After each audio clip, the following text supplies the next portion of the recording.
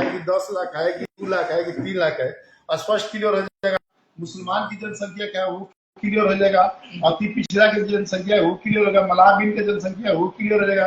ये तमाम जो राजपूत बावन बिहार हर जात का जब फिगर क्लियर हो जाएगा, ये नहीं कहेगा कि सिवान दरादल जो लोग विधानसभा क्षेत्र है वो राजपूत बहुल क्षेत्र है। संयोग से हुआ कहीं दलित का वोट ज्यादा होगा, कहीं जादव का वोट होगा, तब स्पष्ट हो जाएगा ना कि वो जादव बहुल क्षेत्र है।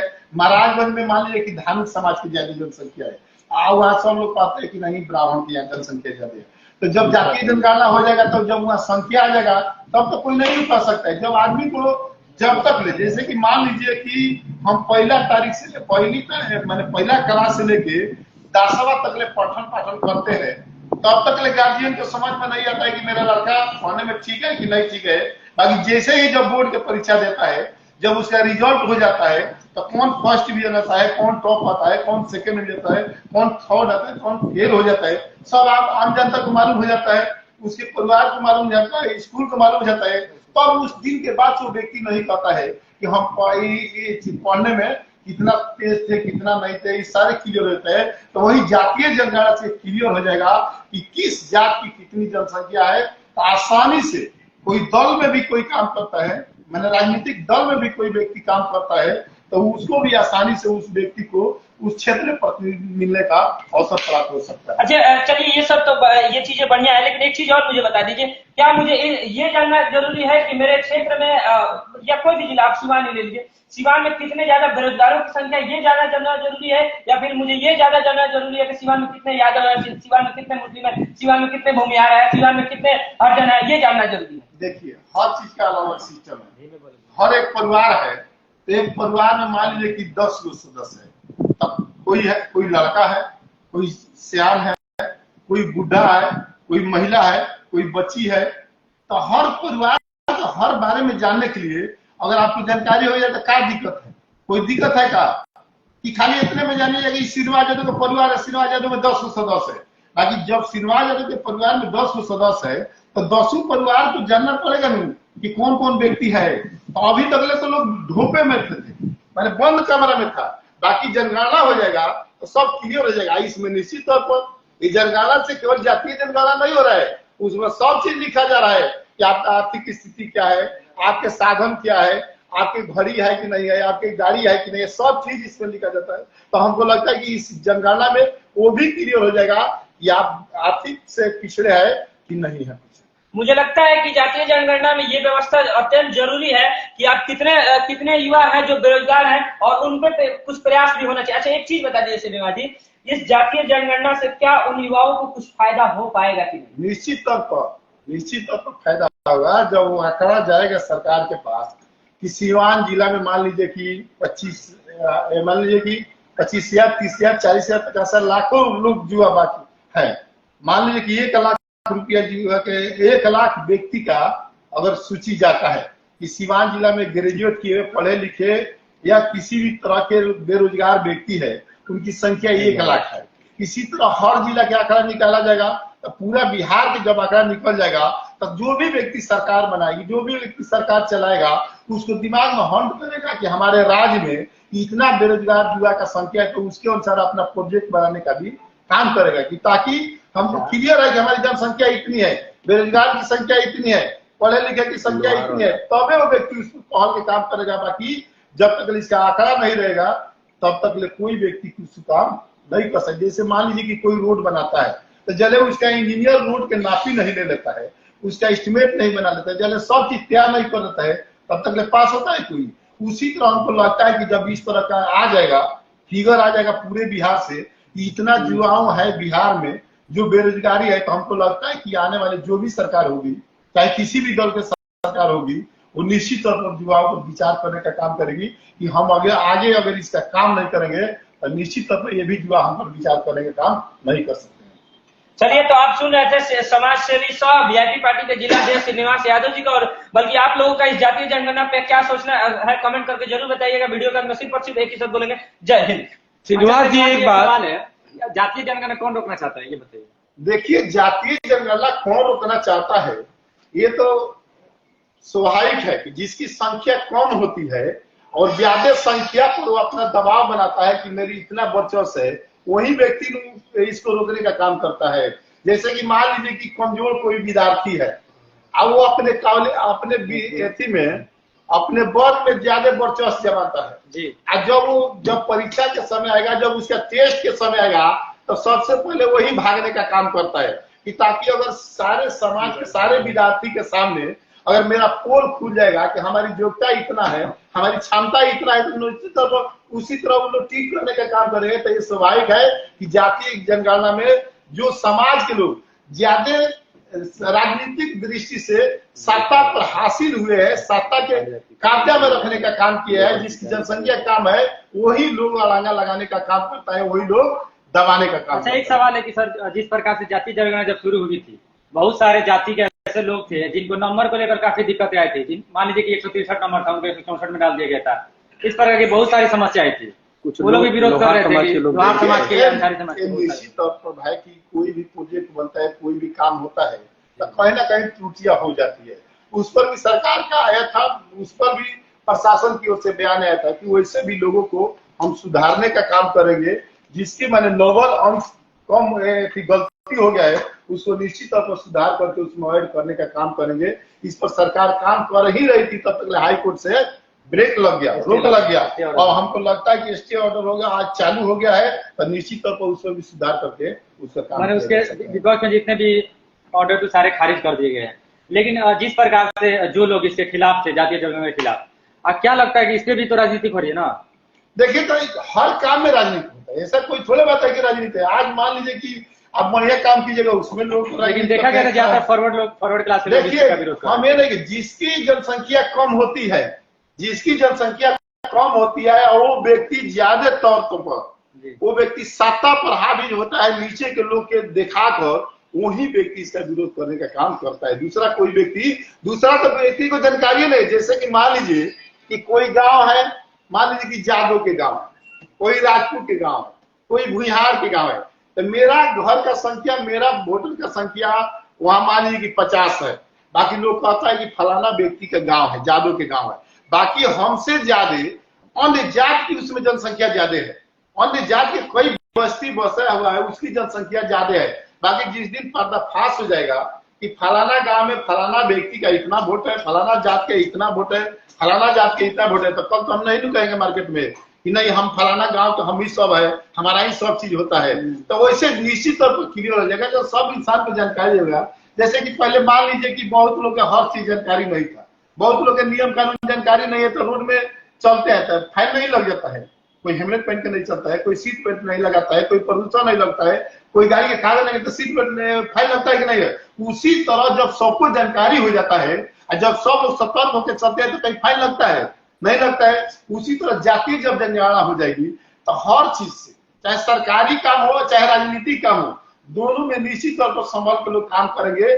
कोई भी डिसीजन लगे उसके हित में डिसीजन लगे कि ताकि हम काम करेंगे, ये सही रिजल्ट हो सकता है। नेताजी, आप समाज सेवी हैं और वीआईपी पार्टी के जिला अध्यक्ष भी हैं, कहीं भी कोई सी घटना कोई सी बात होती है वक्त पहुंच जाते हैं, आपसे सवाल करना ये तो नहीं बनता, लेकिन एक वीआईपी पार्टी के नेता होने के कारण सवाल आपसे एक बनता है, ये भी है कि नीतीश कुमार जो है अभी हाल ही में जो शिक्षा को जिस तरह से इसका व्यवस्था जो टाइट कर रखा है कि किसी तरह से सप्ताह भर या 15 दिन जो एक सिस्टम बना है कि छुट्टियां नहीं मिलेगी किसी भी टीचर्स को, तो मान लीजिए कि कोई सा बहुत सारे प्रॉब्लम होते हैं, काम भी होते हैं, मजबूरियां होती है, तो इस तरह से टाइट व्यवस्था करना क्या उचित है? देखिए, हाल ही में देखा गया कि 2 महिलाएं तेजी से जाने के कारण ट्रेन का और मतलब ट्रैक पार करने के कारण वो लोग की जान भी चली गई। देखिए, ये जो माननीय मुख्यमंत्री जी घोषणा किए हैं और के पाठक जी के जब से जिम्मेदारी मिला है विभाग की, ये निश्चित तौर पर इसको हम स्वागत करते हैं। जो सबसे भ्रष्ट विभाग था, जिसमें काम करने की इच्छा शक्ति किसी को नहीं थी। एक समय था कि पीके साई मंत्री थे, शिक्षा मंत्री थे, उन्होंने बयान दिया था कि भगवान भी इस विभाग को नहीं सुधार सकते हैं।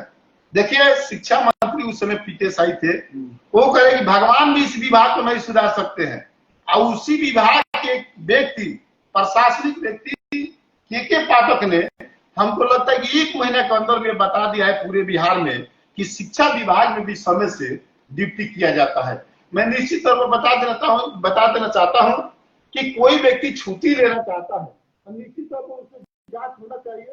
नहीं तो प्रवृत्ति है ये छुट्टी लेने का, कोई मेडिकल जाली लगा देता है, कोई बिना काम के लिए आदत बना हुआ है। कोई व्यक्ति बहुत दौड़ के जा रहा है अपना ड्यूटी करने के लिए, इसके क्या उचित है, इसके क्या प्रमाण है? इसके मतलब को कभी ड्यूटी करने का उसकी आदत नहीं था। अगर उस समय से ड्यूटी करता तो उसको कोई दौड़ने की जरूरत नहीं पड़ती। हमको 10 बजे जाना है जिला परिषद में, हमको डीएवी कॉलेज में 11 बजे जाना है तो हम 10 बजे निकल जाएंगे। समय से जाने का काम करेंगे तो इस तरह की घटना नहीं घटेगी। बाकी छुट्टी में निश्चित तौर पर जांच पड़ताल करके छुट्टी भी मिलना चाहिए। बाकी मैं धन्यवाद देता हूं, मैं सरकार को धन्यवाद नहीं देता हूं, मैं शिक्षा मंत्री को धन्यवाद नहीं देता हूं, बाकी के पाठक को जरूर धन्यवाद देता हूं ताकि बिगड़ी हुई शिक्षा विभाग को उन्होंने पटल पर रखने का प्रयास कर रहा है। और निश्चित तौर पर एक बात का और स्वागत करता हूं कि जो कोचिंग के लिए पूरे बिहार में भाव बना था, एकदम डकैती का सिस्टम चलता है। एक एक बैच में 500 लड़का, 1000 लड़का, 2000 लड़का। जिस तरह सिनेमा हॉल चलता है, सिनेमा हॉल में माइक से सुनाया जाता है, उसी तरह पढ़ाने का काम करते थे।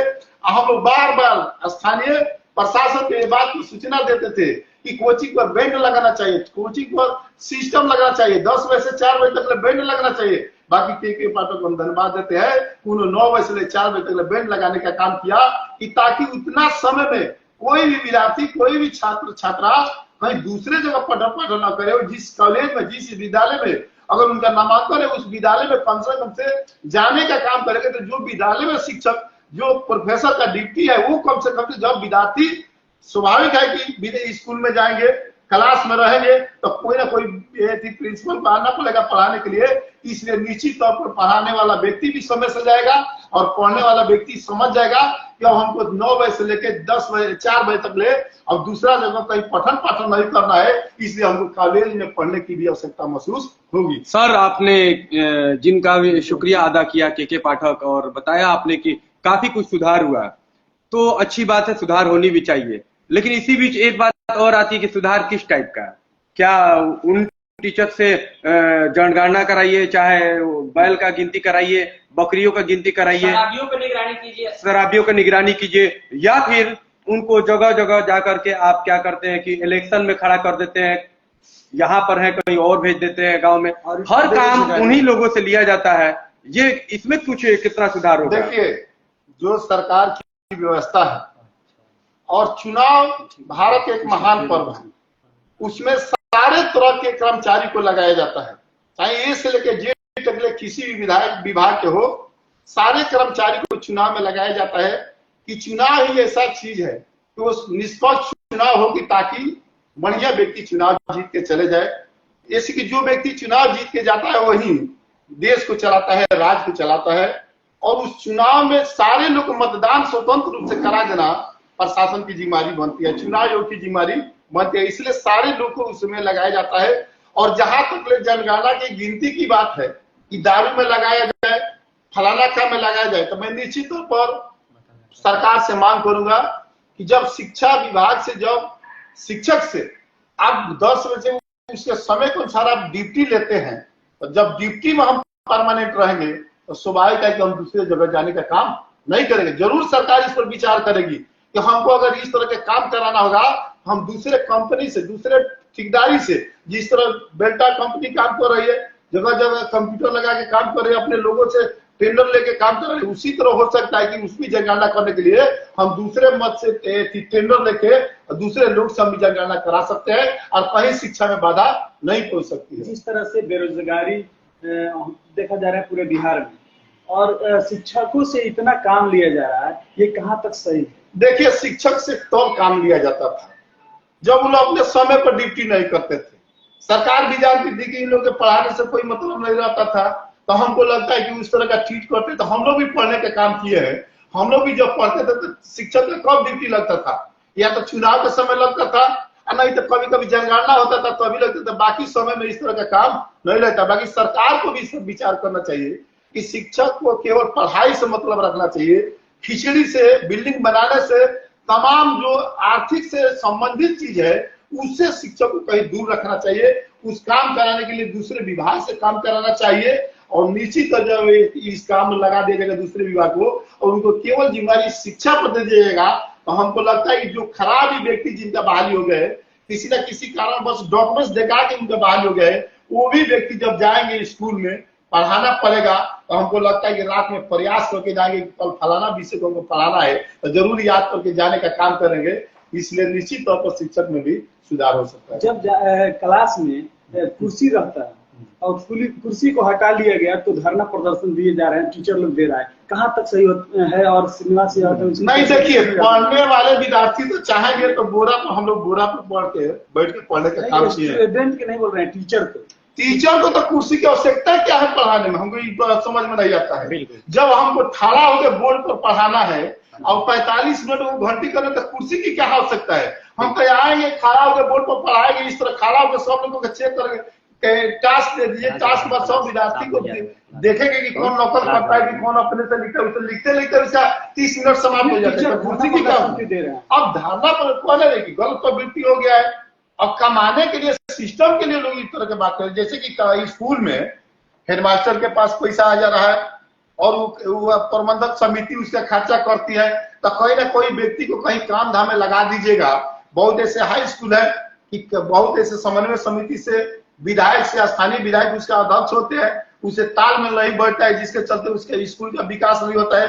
हम कहते हैं कि सब चीज के लिए अलग अलग विभाग बना है तो क्यों ना बिल्डिंग जब बन रहा है स्कूल में तो बिल्डिंग विभाग से वो काम चलाया जाए, क्यों स्कूल के जिम्मेदारी दिया जाता है। निश्चित तौर पर इसके लिए माननीय मुख्यमंत्री को संशोधन करना चाहिए कि जितना बिहार में स्कूल बन रहा है उसको टेंडर के तहत जिस विभाग से बनाना चाहे बनाए, बाकी शिक्षा विभाग से निश्चित तौर पर उसको हटा दिया जाए कि ताकि उसमें शिक्षक की संलिप्तता उसमें न रह पाए। Sir how far is right, private school आम लोगों के अंदर एक अफवाह है, लोगों के अंदर ये एक सोच है कि प्राइवेट स्कूल में जो पढ़ाई होती है सरकारी स्कूल में उतनी अच्छी बेहतर पढ़ाई नहीं होती है। ये कहाँ तक सही है? सवाल में ये बात भी है कि ये कहाँ तक सही है जबकि वही प्राइवेट स्कूल के टीचर्स उनके घर वाले उसी सरकारी स्कूल में पढ़ाने वाले टीचर से किसी मतलब सरकारी स्कूल के टीचर से पढ़े होते हैं।